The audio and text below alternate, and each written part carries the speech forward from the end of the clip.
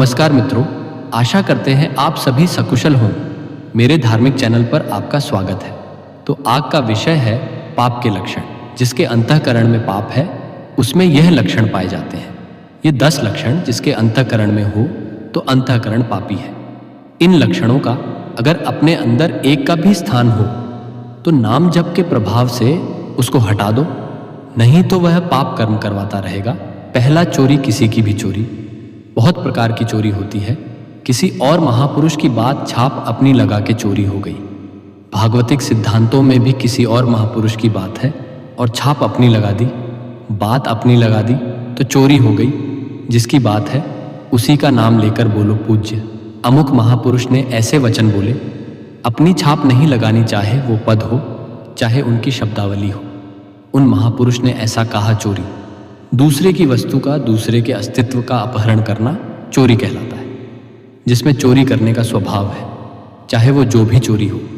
बहुत प्रकार से चोरी होती है, वो अंतःकरण में पाप है, इसलिए बर्दाश्त होता है। नहीं तो पवित्र अंतःकरण में चोरी बर्दाश्त नहीं होती। किसी की वो चोरी नहीं कर सकता।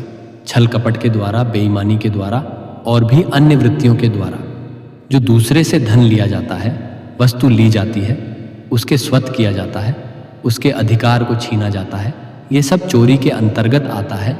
जिसमें चोरी है वो पापी अंतःकरण है। दूसरा, हिंसा, किसी भी जीव की हत्या करना। हिंसा भी बहुत प्रकार की होती है। वाणी से किसी के हृदय को दुख पहुंचाना भी हिंसा है। शरीर से किसी के शरीर को पीड़ा देना भी हिंसा है।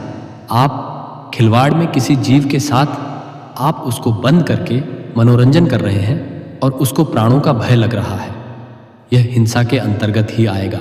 बंदर है, पक्षी है, कुत्ता है, ऐसे पशुओं को आप मनोरंजन में ही प्रताड़ित कर रहे हैं तो हिंसा के अंतर्गत आएगा।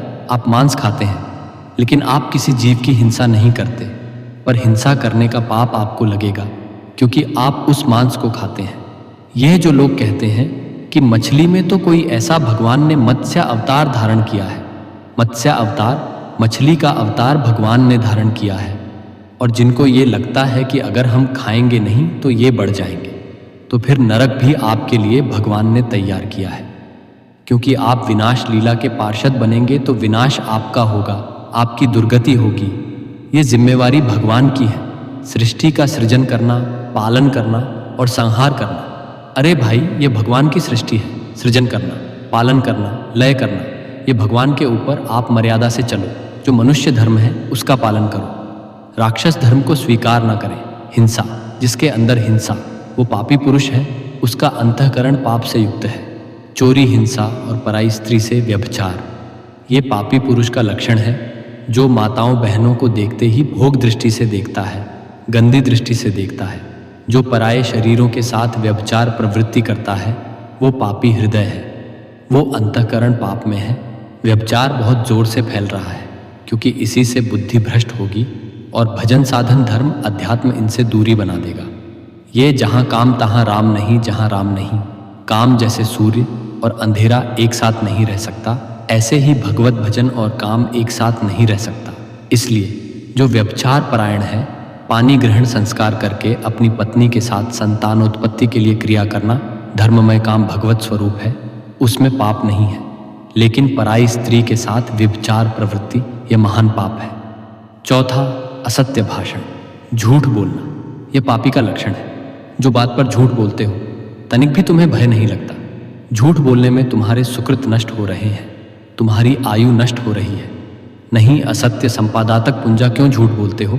उचित वाणी का प्रयोग उचित करो, सत्य बोलो। हृदय में पहले विचार करो कि जो मैं बोलने जा रहा हूं यह दूसरे का अहित तो नहीं करेगा, दूसरे के दिल को तो नहीं दुखाएगा, दूसरे का अमंगल तो नहीं होगा। फिर मधुर वचन हितकर वचन और थोड़े शब्दों में ऐसे भगवत मार्ग का प्रतीक ऐसे संभाषण करता है। झूठ का त्याग करना चाहिए, बहुत फैला है। झूठ गोस्वामी जी ने तो लिख दिया, झूठ लेना, झूठ देना, झूठ भोजन, झूठ चवेना। जिसकी देखो बस झूठ पे ही चल रहा है। आओ कुछ खा लो, नहीं खा के आ रहे हैं, बिल्कुल नहीं खाए। झूठ बोलने का एक ऐसा बात को सजा करके बोले, झूठ बोलकर देखो हम निकल गए। कहाँ से निकल गए? तुम माया ने फंसा लिया। निकल कहाँ से गए? तुम्हारे पाप एकत्रित हो रहे, तुमने पाप किया, झूठ बोला। पर आज कलिकाल का इतना प्रचंड तांडव है कि देखो ये समझ ही नहीं रहा कि व्यभिचार पाप है, झूठ बोलना पाप है, हिंसा करना, मांस खाना ये पाप है, चोरी करना पाप है। ये समझ ही नहीं रहा। खुले मार्ग में एक महिला जा रही थी, ऐसे जज तोड़ के गिरा और लोग देख रहे हैं। मतलब लोग ऐसे देख रहे, कोई वीडियो बना रहा है, कोई देख रहा है। ऐसा लगता है इन लोगों की आंखों का पानी मर गया है, इनमें मनुष्यत्व ही नहीं रह गया है। अरे मनुष्यत्व हो तो अपने प्राणों की बाजी लगाकर रक्षा करनी चाहिए। परित लात जेजो देह संतत संत प्रशंसाते, ये ऐसी कायरता, ऐसा परसतहीनता आ रही है कि एक आदमी को 4 आदमी मिलकर के परेशान कर रहे हैं। कोई बोलने वाला नहीं, कोई बोलने वाला, वो और मनोरंजन और वीडियो बना लेंगे, उसको बचाने की चेष्टा नहीं की जाएगी। एक आदमी का एक्सीडेंट हुआ पड़ा है, आदमी कार से निकलता है, खिड़की खोली, वीडियो बनाया, चल दिया। ऐसी पशुता आती जा रही है, स्वार्थ वृत्ति आती जा रही है। क्यों? क्योंकि पाप हृदय में विराजमान है। 5वां, चुगली करना। किसी की भी बात अगर आपको करनी है तो उसके सामने कीजिए, उसके पीठ पीछे बात की तो चुगली हो जाएगी और यह पाप है। किसी की भी बात करनी तो उसके सामने कीजिए और उसको संबोधन कीजिए, आपने ऐसा किया, आप इसको सुधारिए, तो वह तो हितकर बात हो जाएगी। लेकिन उसके पीछे चले जाने के बाद जब उसकी बात होती है उसे चुगली कहते हैं और वह पाप होती है। प्राय यह भी हम पाप नहीं समझते हैं, जहां वो गया देखा गया, बस उसके पीछे उसकी बात निंदा करने लगे, उसकी बात करने लगे, वो चुगली होती है। यही सब भजन को ना करने देते हैं, ना बढ़ाने देते हैं, ना पचाने देते हैं। यही पाप प्रवृत्तियां जिनको हम सावधानी से त्याग नहीं पाते, ये हमारे भजन को क्षण करती रहती है। 6वां, पराये अधिकार को अपने में लेने की चेष्टा, किसी की जमीन, किसी की वस्तु, किसी की। बहुत चालबाजियां, क्या करोगे, मर जाओगे यार, ये सब बांध के ले जाओगे, खोपड़ी में बांध के खोपड़ी भी यही फोड़ दी जाएगी। तुम्हारी एक कपाल क्रिया होती है, वह उसमें श्मशान में होती है। जलती हुई लुखाटी से सर को फोड़ा जाता है। तुम जिंदगी भर खोपड़ी लगाते रहे, संसार में तुम्हारी खोपड़ी फोड़ी जाएगी, अंतिम में खोपड़ी भी फोड़ दी जाती है।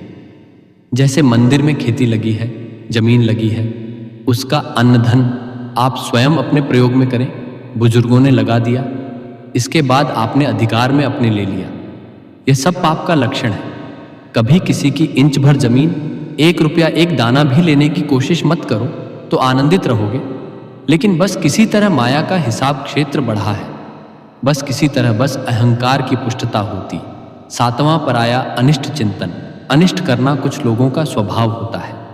जो मैं चीज़ पसंद करूंगा उसे चाहे मैं मर जाऊं लेकिन दूसरे को देने नहीं। ऐसे कई स्वभाव हमने देखे व्यक्ति में। मेरी एक आंख फूटे लेकिन पड़ोसी की दोनों फूट जाए, चलेगा।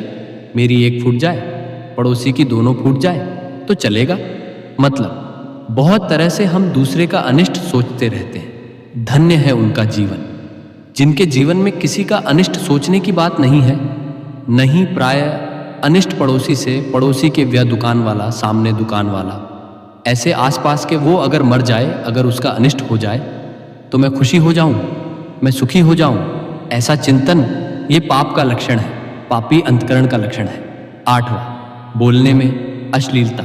अश्लील भाषण, गंदी बातें, जब देखो तब गंदी बातें कर गिरी गिरी। बातें करना, नीच बातें करना। अरे बात करनी है तो सच्चिदानंद भगवान की करो, सिद्धांत की करो, गीता भागवत की करो, हितकर बात करो। अश्लील गंदी बातें क्यों बोलते हो?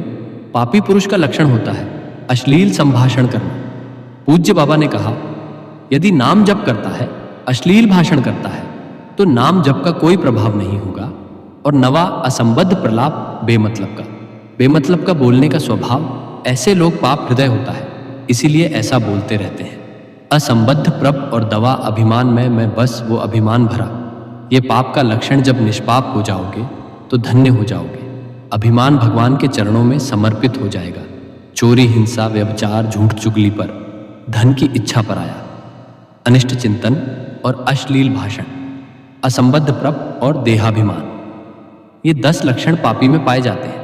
अगर इनमें से एक भी है तो हटा देना चाहिए, नहीं तो भजन में बाधा पहुंच जाएगी। अगर आपको वीडियो अच्छी लगी तो वीडियो को लाइक, सब्सक्राइब, शेयर कमेंट में हर हर महादेव जरूर लिखिए।